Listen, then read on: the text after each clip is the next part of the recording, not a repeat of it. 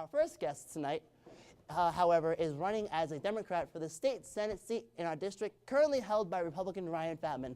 Please welcome all the way from the little town of Mendon, Tom Merolli. Tom.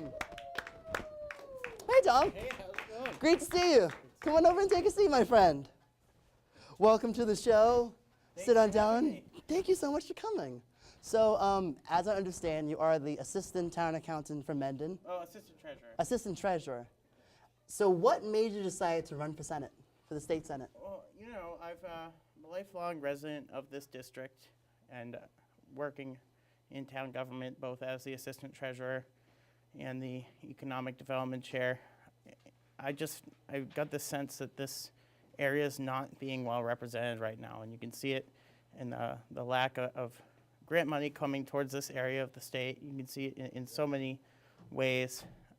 Just the votes our current senator has taken, I don't think, match the needs of the residents of this district. So I'm running to truly represent the people of this district, and I'm running to represent the needs of the towns of this district as well. So there is so much to talk about. One of your top priorities for running, though, is updating something called the Chapter 70 educational funding formula and bringing it to the 21st century. Real quick, can you explain to me what Chapter 70 is? Yeah, so essentially there's this formula that was adopted in 1993 at the state level that determines how much each town gets from the state for education funding. And the rest is made up at the local level through property taxes on the town government side. So since 1993, a lot has happened in many areas, and I think it's time to update the formula that distributes the funds. I think what you're seeing is, in many ways, there's a lot that's out of date. For example, the original formula provided for a certain amount of English language learning funding that kind of tapered off as a student got older. I think what you're seeing is a lot of districts, this isn't the case. The funding needs to stay, especially in a town like Milford, where you have a high population of English language learners come in halfway through the year. I think that extra funding would help. So it's something I think it would be a top priority of mine to change. I know a lot of the smaller towns in the districts, I know Mendon was one of them that was hit by this, have needed to increase their property taxes substantially to make up for the fact that the state isn't providing them an adequate level of funding. So Chapter 70 is not taking account for these English language learners that are here in the state now. What else is this formula not accounting for? It's not accounting for the steep increases in health insurance for employees over the years. So teachers? So teachers, yeah. It's not taking that into account. It's severely not taking into account the amount of a special education population in any given district. There's a lot that needs to be fixed. And actually there's a foundation review committee put together by the state a few years ago that came up with some recommendations that I think would need to be implemented at the state level. So back to healthcare, this formula does not take account of the rising costs of healthcare. You have said that you are a supporter of a single-payer system. I am a supporter of a single-payer system. Why is that? And can you tell our viewers a little bit more about that? Because the one thing that I will tell you, and I don't remember which interview I saw with you where the host brought it up. You know, in other countries, there's people in lines waiting for their health insurance because of this system, and I think I saw you debunk it. So explain to me single-payer. Well, the thing is, for the whole lines thing, we say, hey, in the United States, we don't wait in long lines for health care. I think that if you've ever gone to a waiting room or a hospital, you see that you do have to wait in line. Yeah. And the reason why is because what happens in this country a lot is people end up having to wait until a medical problem gets worse to the point where they actually have to go to the ER for it. And if you had a single-payer system, people could take care of problems as they arise. And not only that, it would save people in local towns a lot of money. First of all, because of health insurance costs in the school systems, but also health insurance for town employees. And also, small business owners would see their costs decrease as well, because a large cost for small business owners is providing their employees with health insurance. And I think you could see small business owners hire a lot more people as well. Okay, let's stick with the topic of health. Let's move to clean water. You say that there is a problem in this district with clean water. Absolutely. Go forward with that, because I live in Milford and I understand what you're saying. Yeah, well, I think that what you're seeing is aging water infrastructure. Just about every town I go in, when I knock on the door, with a few exceptions, Menda being one of them, because we largely don't have town water, we have well water, people are talking about the age of their pipes and what's coming out of their faucet. This is much like roads. This is a situation where we have to update the water infrastructure in a lot of these towns. We have to install filtration systems. This is something that has to be done, because I firmly believe that you should be able to turn on your faucet and know what's coming out of your pipe. I think there's one very egregious situation in Uxbridge where you actually had some regulations, sorry, a loophole in the regulations that was passed a few years ago that allows dumping of soil to happen on top of a water source. But it's not called dumping, it's called soil reclamation. So it doesn't have to be tested the same way. So we're dumping dirt into our water. Well, I mean, it's not dumping, it's soil reclamation. They're reusing it. And Okay. I mean, there's evidence that a lot of the soil is actually coming from the Wynn Casino up in Everett. So that area around there, I think there's some questions about what's in that soil from a lot of people, residents in Uxbridge. And people just want to know that they are getting clean water when they turn on their pipe, drinkable water. Okay. And could it be? It could very well be, but I think that we need to close the loophole that would actually allow Uxbridge residents to have more control over this. All right, going beyond talking about the issues, talking about your opponent's voting record, one thing that he touts around is that he has a 100% attendance rating and a 100% voting attendance record during General Assembly.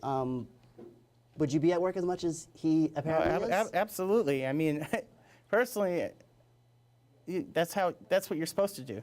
That's the way I see I don't know it. why this is a thing that he's like, look at me, I'm always at work. I just, you know, is this a big deal? Like, people aren't just showing up to work there? I mean, I can tell you, I would strive for 100% voting attendance. Plus, I would actually try to have a record that's better for the people of his district than he has right now. Let's talk about his record for a moment. One issue that you have been critical of Senator Fattman on is his vote against S735, titled Prohibits Discrimination Based on Gender Identity. He was one of 4 senators to vote against this. You said this vote was against equal protections for vulnerable citizens in the Commonwealth. Why do you take issue with this decision, and should voters in his district be concerned with this decision? I think that what you're seeing is a population that is vulnerable, that is subject to discrimination in many areas, and the fact that you're voting to try to rubber stamp that discrimination and not allow it to be a protected class, in the case of public accommodations, I think that what you're doing is you're not standing up for the people of your district that need the help, that need someone there to actually take a stand and pass a law that prohibits them from being discriminated against. Don't you think this is more of a common sense thing that we should have just been like, yeah, of course we're going to protect these people? Yeah, you would think it would be, but I mean, I guess not for everyone. I would be for protecting them for sure. Let's talk about drugs. Not the good ones, the opiates. Oh, okay. There is a growing opiate problem in the district. Oh, absolutely. How would you tackle this problem and help aid it? I just want to say, I'm a millennial, you're a millennial. I think whenever you log into Facebook, you kind of have to pause for a second, because you don't know if someone from your class has been affected or taken by this horrible tragedy. It's something that's affected us all, and I can tell you so many stories. But it's something that needs to be solved for sure. And I think what you're seeing is the fact that we're finally coming around to the idea that it's a health problem. It's a public health crisis. But we don't have any long-term care facilities open in this area for mass health people. People have to wait for a bed to be open in Boston. There just aren't enough beds for people. And what we need to do is expand access to long-term programs. Yeah, because addiction is not just a thing that you can go in 3 Right. days. Oh wow, you're clean. Go back Absolutely, out. No, and in fact, process. it's the highest rate of overdoses actually happens right after someone gets out of detox. Okay. Because I mean, you go in, you get clean, and you suddenly go shoot up, and it's that much more potent for you. So really, just sending someone in for 3 days isn't doing anything. So I think that we have to focus more on long-term treatment, and it's the only way we can deal with it. In fact, I think that studies have shown the longer someone's in treatment, the longer I think after 60 days, once you go to the 90-day treatment, the success rate jumps dramatically.